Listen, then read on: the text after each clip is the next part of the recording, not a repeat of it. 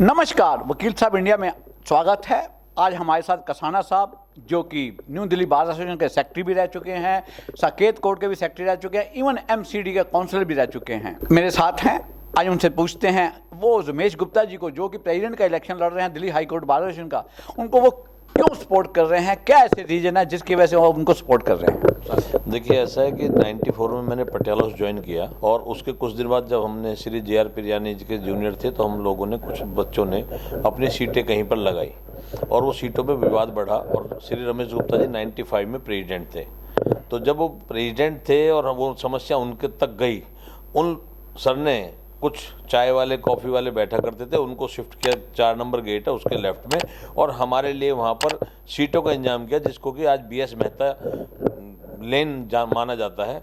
और उसके अंदर इतना सहयोग रहा था कि हम नए नए बच्चे थे सारे, और 51 सीटें वहाँ लगी थी। 51 सीटों के लिए एक जैसा फर्नीचर, 2 लोगों के बैठने के लिए सेट्टी, एक एडवोकेट के लिए चेयर और एक टेबल, वो सर ने अपने पैसों से मंगाई थी, जबकि उन्हें तो कोई लालच नहीं था। पर उन्होंने कहा तुम मेरे सारे नए नए बच्चे हो, नए नए प्रोफेशन में आए हो, मैं मंगाऊंगा, क्योंकि उनके कॉन्टेक्ट थे। और उनको मैंने निरंतर, तब से उनको निरंतर देखा कि वकीलों के हित में कभी भी रात को 12 बजे फ़ोन कर लो, 2 बजे कर लो, कभी हाई कोर्ट की ज़रूरत है, डिस्ट्रिक्ट कोर्ट की ज़रूरत है, किसी को थाने की ज़रूरत है, थाने में DCP तक भी उनकी इतनी अप्रोच रही है कि उन्होंने हमेशा हर आदमी की मदद की है और एक्स्ट्रा मदद की है कि जो हम लोग सोचते हैं उससे ज़्यादा मदद की है। और हारी बीमारी के अंदर भी उन्होंने अपनी जेब से भी हमारे सामने कुछ साथियों को, जो कई बार होता है कि कुछ साथी नहीं अफोर्ड कर सकते, उनको अपनी जेब से भी दिए। वो बार काउंसिल में चेयरमैन रहे, मैं तब सेक्रेटरी था, सर बार काउंसिल में चेयरमैन थे। जिस मुसीबत के अंदर लोग अपनों से दूर भाग रहे थे, उन्होंने अपने एफर्ट से सिलेंडर जो नहीं मिल पा रहे थे, उसके बाद जो बच्चे हमारे साथी हमें छोड़ के चले गए, उनके घर चेक पहुंचाना, उनकी वैसे आर्थिक मदद करना, हर आदमी को जितनी फैसिलिटी प्रोवाइड करा सकते थे वो रमेश गुप्ता जी ने कराई। तो मैं कहता हूं कि आज मुझे ये विश्वास है कि अगर रमेश गुप्ता जी, अगर वर्ड गलत बोल दिया, रमेश गुप्ता चुने जा रहे हैं, और देखना चुनने के बाद, प्रधान बनने के बाद, क्योंकि रमेश गुप्ता जी एक ऐसी शख्सियत है, वो अपने आप में बहुत काबिल हैं, लेकिन एक प्रेसिडेंट दिल्ली हाईकोर्ट जब बन जाता आदमी, तो एक और आप समझिए कि इतनी ताकत मिल जाती है कि किसी भी अथॉरिटी में जाके बात करना। और मैंने भी कल परसों सोशल मीडिया पे फोटो देखी कि रमेश गुप्ता जी सीधा मोदी जी से बात कर रहे हैं।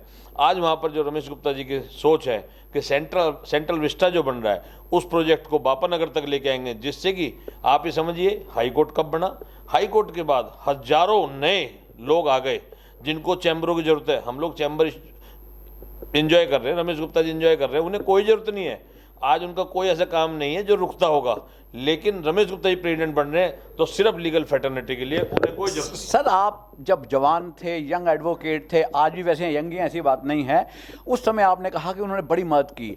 क्या आज की यंग जनरेशन उनसे इसी प्रकार की हर चीज़ की उम्मीद करे? मैं कह रहा हूँ, उम्मीद करे या ना करे, ये उम्मीदों पे खरे उतरेंगे और ये काम करने के लिए बन रहे हैं। मैं रमेश गुप्ता जी को बहुत अच्छी तरह जानता हूँ। रमेश गुप्ता जी का ऑफिस, रमेश गुप्ता जी का घर वेल सेटल्ड है, बच्चे वेल सेटल्ड हैं, सब कुछ है। उन्हें ज़रूरत क्या है इस उम्र में? वो सिर्फ और सिर्फ आज देख रहे हैं कि लोग प्रेसिडेंट बनते हैं, सेक्रेटरी बनते हैं, किस लिए बनते हैं? अपने संबंध बनाते हैं, लोगों से, जजों से संबंध बनाते हैं। लेकिन नहीं, हमारे सर जो हैं, हमने देखा है कि काम करते हैं अथॉरिटी से लड़ाई करके। साकेत कोर्ट बनी 2010 में, हमारे mister Neeraj and AU Khan president secretary थे, इन्होंने स्पेशल इनवाइट किया, पूरे चीफ जस्टिस हमारे मिश्रा जी थे, उनके साथ ये पूछा कि भाई तुमने अपने जजेज का तो देख लिया, मैं साथ था उनके, कि जजेज का सारा सिस्टम देख लिया, आपने वकीलों की सहूलियत देखी, बार रूम बनवाए, 2nd फ्लोर मेन बिल्डिंग में बार रूम है, चलो बार रूम हो गए तो इनका टॉयलेट कहाँ, कह रहे बाहर जाओ। अगर आपको मैं कहूँ एक लाइन के अंदर रमेश गुप्ता जी के बारे में कहीं कुछ कहिए तो क्या कहेंगे आप? देखिए, रमेश गुप्ता जी मेरे पिता समान है, मैं उनका एक दिन भी जूनियर नहीं रहा, लेकिन मैं उनका आदर करता हूं, और सिर्फ इसलिए आदर करता हूं कि वो वकीलों की हर चीज़ के ऊपर खरे उतरते हैं। सिर्फ और सिर्फ यही मेरा मोटो है, और कुछ नहीं, ना मेरा कोई लालच है उनसे। बस जो आदमी वकीलों के लिए करेगा, मैं उसके साथ हूँ हमेशा।